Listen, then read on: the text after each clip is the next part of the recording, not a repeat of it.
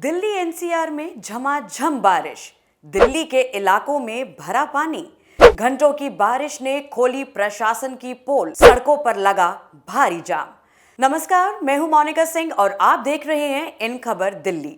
बुधवार शाम 6 बजे दिल्ली में ऐसी बारिश हुई जिसने गर्मी से राहत तो दी, लेकिन सड़कों पर लोगों को परेशान भी कर दिया। जो लोग बेचारे दफ्तरों से निकले थे अपने घर के लिए, वो बारिश के चलते सड़क पर ही अटक गए। जहां पहुंचने में अमूमन लोगों को 40 मिनट का वक्त लगता था, वहां लोगों को लगे 2 घंटे। सड़कों पर ही खड़े रहे। जैसे ही वो घर पहुंचे, उन्होंने सोचा कि शायद अब बारिश जो है वो बंद हो जाएगी, लेकिन इंद्र देवता कहां मानने वाले थे। मॉनसून की इस बारिश ने लोगों को काफी परेशान कर दिया। लोगों के घरों में पानी भरा, ट्रैफिक जाम देखने को मिला। बारिश इतनी तेज थी कि कई इलाके पानी में डूबे हुए नजर आए। रेखा सरकार ने जो दावे किए थे कि भाई इस बार लोगों को कम से कम बारिश से या वाटर लॉगिंग से दो चार नहीं होना पड़ेगा, वो बच जाएंगे, लेकिन ऐसा हुआ नहीं। आपको बता दें कि ये दिल्ली के कई ऐसे इलाके थे जो पानी में पूरी तरीके से डूबे हुए नजर आए। आइए अब आपको दिखाते हैं दिल्ली के कुछ ऐसे इलाकों की तस्वीर जो बारिश के बाद बिल्कुल बदली हुई नजर आई। पहला इलाका धौलकुआं। जरा धौलकुआं के इलाके पे नजर डालिए। यहां बारिश ने दिल्ली सरकार की पोल खोल कर रख दी। सड़कों पर आप देख सकते हैं कि कैसे गाड़ियों के टायर पानी में डूबे हुए हैं। लोग कैसे पानी से अपनी गाड़ियों को बचा बचा कर निकल रहे हैं। कहीं पानी में उनकी गाड़ी खराब ना हो जाए, इस बार का डर भी उन्हें जो है सता रहा है। धौलकुआं रिंग रोड पर अमूमन जाम देखने को मिलता है, लोग परेशान ही रहते हैं, लेकिन उस पर बारिश हो जाए तो लोगों की ये परेशानी और भी ज़्यादा बढ़ जाती है। चलिए अब चलते हैं दूसरे इलाके में, जो है शास्त्री पार्क का इलाका। पूर्वी दिल्ली का शास्त्री पार्क इलाका ऐसा इलाका जो यमुना से सटा हुआ है। ये लो लाइंग एरिया में आता है। इसकी गिनती हमेशा से ऐसे इलाकों में की जाती है जो पानी में बहने का जिनको डर होता है। तेज़ बारिश हुई तो यहाँ पर ये जलमग्न होने से भी पीछे नहीं रहते। आपको दिखाते हैं कि यहाँ की तस्वीर कैसी है, कि यहाँ पे कितना पानी भरा हुआ है।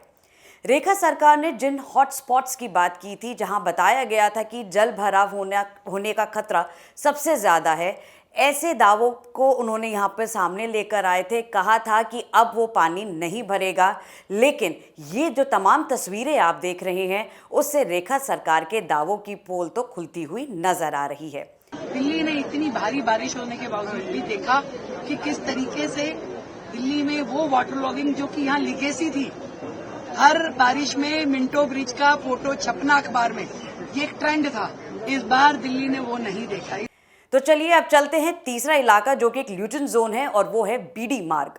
बीडी मार्ग एक ऐसी जगह है जहां पास में ही खुद दिल्ली प्रदेश बीजेपी का ऑफिस है।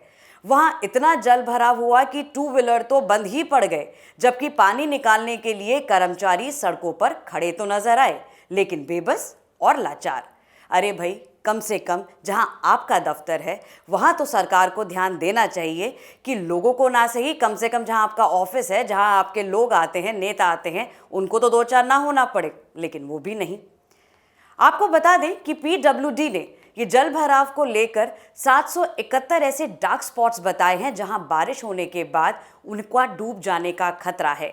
लेकिन अब रेखा सरकार के लिए भी ये बारिश किसी मुद्दे से कम नहीं है जिस पर वो घिर सकती हैं। रेखा सरकार के लिए मॉनसून की ये पहली बारिश किसी इम्तिहान से कम नहीं है। आपने सिलेबस तो पढ़ा हुआ है, लेकिन जब प्रैक्टिकल करने पे बात आई है तो आप कहीं ना कहीं फेल होते हुए नजर आ रहे हैं और लोगों की उंगलियां भी उठ रही हैं। मौसम विभाग ने साफ कर दिया है कि आने वाले दिनों में सुबह और रात में बारिश हो सकती है।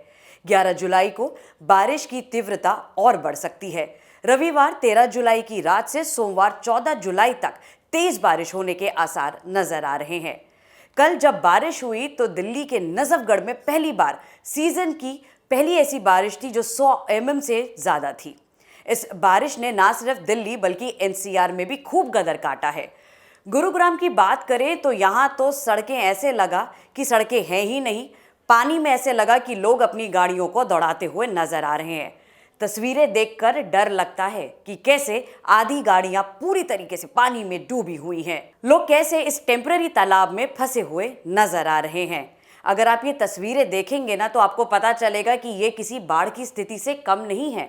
लोग एक दूसरे का हाथ पकड़कर रोड क्रॉस करते हुए नजर आ रहे हैं क्योंकि उन्हें डर है कि वो कहीं डूब ना जाएं। लोगों की परेशानी यहीं खत्म नहीं होती। बारिश के साथ साथ सुबह 9 बजे दिल्ली एनसीआर में तेज भूकंप के झटके भी महसूस किए गए।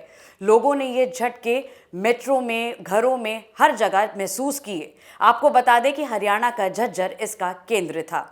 झज्जर में भारतीय अनुसार सुबह 9:04 बजे 4.4 की जो तीव्रता है उसके हिसाब से यहाँ भूकंप आया, जिसके बाद लोगों ने तेज झटके महसूस किए।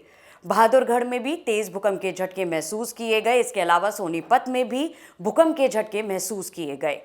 भूकंप के झटके आने के बाद लोग काफ़ी घबरा गए, खुले स्थान पर आए और ख़ास तौर से जो लोग हाई राइज बिल्डिंग में रह रहे थे, जहां पे अगर बात की जाए दिल्ली या फिर नोएडा, तो ऐसी हाई राइज बिल्डिंग में जो लोग रह रहे थे वो खासकर इससे प्रभावित नजर आए और किसी सुरक्षित स्थान पर आकर उन्होंने बाहर निकलना ठीक समझा। डर लगा था काफी, ऐसे ऐसे गाड़ी हाली थी।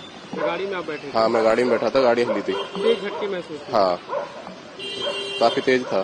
तो ठीक नहीं है, भूकंप आना ठीक नहीं है। तो प्रकृति के लिए भी बहुत खराब है और इंसानियत के लिए भी खराब है। मौसम विभाग ने दिल्ली एनसीआर में येलो अलर्ट जारी किया हुआ है। लोगों को सतर्क रहने की भी हिदायत दी गई है। ऐसे में जिम्मेदारी दिल्ली सरकार की बड़ी हो जाती है।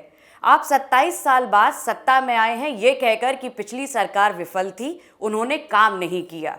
तो अब रेखा सरकार के लिए ये मॉनसून ऐसा एग्जाम है जो उसे पास करना ही होगा, वरना हर तरफ से गिरने के लिए आप तैयार रहिए, चाहे दिल्ली के लोग हो या फिर विपक्ष। दिल्ली का ताज तो आपने पा लिया, लेकिन साथ ही आपको बारिश, वाटर लॉगिंग, ट्रैफिक जैम की समस्या पर भी काम करना होगा, वरना दावों की खोल अगर बात की जाए कि जो आप दावे कर रहे हैं उसकी पोल खोलने में ज़्यादा वक्त नहीं लगेगा। कुछ ऐसे ही रिपोर्ट्स लेकर मैं मोनिका सिंह आती रहूंगी। आप देखते रहिए इन खबर दिल्ली।